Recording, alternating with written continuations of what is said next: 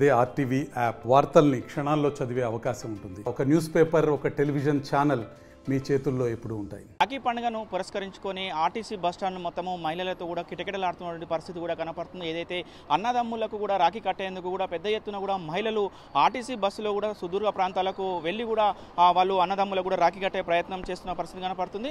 ఉదయం నుంచి కూడా ఆర్టీసీ బస్టాండ్ మొత్తము కిటకిటలాడుతున్నటువంటి పరిస్థితి కనపడుతుంది. ఏదైతే తెలంగాణ రాష్ట్ర ప్రభుత్వం ముఖ్యంగా మహిళలకు ఉచిత బస్సు ప్రవేశం పెట్టిన మొదటిసారిగా రాఖీ పండుగ వచ్చిన క్రమంలో కూడా మహిళలందరూ కూడా ఆర్టీసీ బస్సును వినియోగించుకుంటూ కూడా సొంత ఊర్లకు వెళ్ళి కూడా అన్నదమ్ములకు రాఖీ కట్టేందుకు కూడా వీరందరూ కూడా వెళ్తున్న పరిస్థితి కూడా కనపడుతుంది. ఉదయం నుంచి కూడా ఆర్టీసీ బస్సులు మొత్తం కిటకిటలు ఆడుతున్న పరిస్థితి కనపడుతుంది. ఇంతకుముందు ఏదైతే చాలామంది కూడా సొంత వాహనాలతో కానీ ఆటోలు కానీ కార్లు కానీ వెళ్ళేవారు కానీ ఈసారి ముఖ్యంగా కూడా ఆ మహిళలకు సంబంధించి కూడా ఆర్టీసీ ఉచిత బస్సు ప్రయాణాన్ని ప్రకటించిన క్రమంలో వీరందరూ కూడా ఉపయోగించుకున్న పరిస్థితి కనపడుతుంది. మనం విజువల్లో కూడా చూస్తున్నాం. వీరందరూ కూడా ముఖ్యంగా ఊర్లకు వెళ్ళి కూడా ఏదైతే వెళ్తున్న పరిస్థితి కూడా కనపడుతుంది. ముఖ్యంగా మనం బస్సులో ఉన్నాము. బస్సులో కూడా పూర్తిగా కూడా ఎక్కువ మహిళలే ఉన్నట్టు కూడా కనపడుతుంది. ఎవరైతే పురుషులు కూడా చాలా తక్కువ పరిస్థితిలో ఉన్నారు.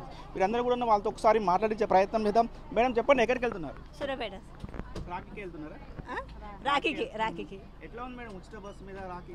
మంచిగా ఉంది. మంచి పని చేశారు గవర్నమెంట్.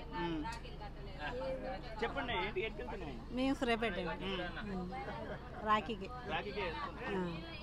మొట్టమొదటిసారిగా ఉచిత బస్సు అవును. మంచిగా ఉంది. మంచిగా అనిపిస్తుంది. కొంచెం ఇబ్బంది ఉండేది, పోవాలా వద్దు, కొంతమందికి డబ్బులు ఉండేది, ఉండకపోక వెళ్ళకపోయేది.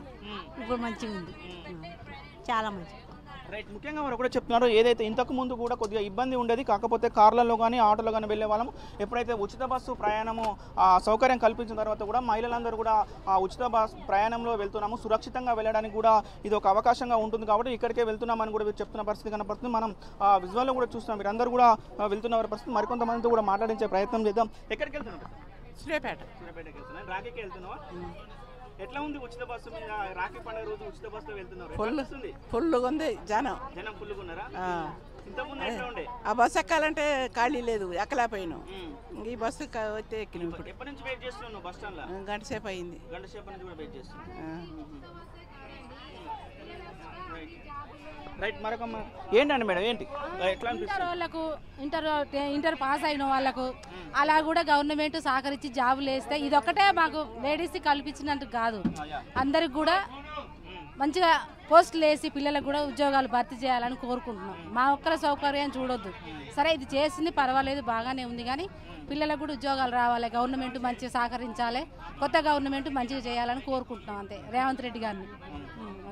మహిళలు ఒకటే చెప్తున్నారు, అయితే మాకు ఉచిత బస్సు ప్రయాణాన్ని కల్పించారు, బాగానే ఉంది, కానీ అదేవిధంగా కూడా ఎవరైతే ఇంటర్ చదువుకునే విద్యార్థులకు కానీ అదే వాళ్ళకు కూడా ఆ సౌకర్యం కల్పిస్తే ఇంకా బాగుంటుంది అని కూడా ఆ మహిళలు చెప్తున్న పరిస్థితి. కానీ మరికొంతమంది కూడా వీరందరూ కూడా ఆర్టీసీ బస్సులో ప్రయాణించడానికి కూడా వెళ్తున్న పరిస్థితి కనబడుతుంది. మనం విజువల్లో కూడా చూస్తున్నాం. అందరూ కూడా ఎక్కడ సీట్లు దొరుకుతాయో లేదో అన్న ఉద్దేశంతో కూడా వారు ముందుగా వెళ్తూ కూడా క్యూ కడుతున్నటువంటి పరిస్థితి కూడా మనకు స్పష్టంగా కనబడుతుంది. మొత్తం కూడా చూస్తే ఆ రాఖీ పండుగను పురస్కరించుకొని కూడా ఆ మహిళలు పెద్ద ఎత్తున కూడా ఆర్టీసీ బస్సులను ఉచిత బస్సులను సద్వినియోగం చేసుకుంటూ కూడా వారందరూ కూడా ఊర్లలోకి వెళ్తున్న పరిస్థితి కనపడుతుంది. వీడియో జర్నలిస్ట్ కృష్ణతో అచ్యుత్, ఆర్టీవీ, నల్గొండ. మరిన్ని వీడియోస్ కోసం ఛానల్ ని సబ్స్క్రైబ్ చేయండి. లేటెస్ట్ అప్డేట్స్ కోసం వాట్సాప్ ఛానల్ ని ఫాలో చేయండి. అండ్ లింక్ డిస్క్రిప్షన్ లో ఉంది.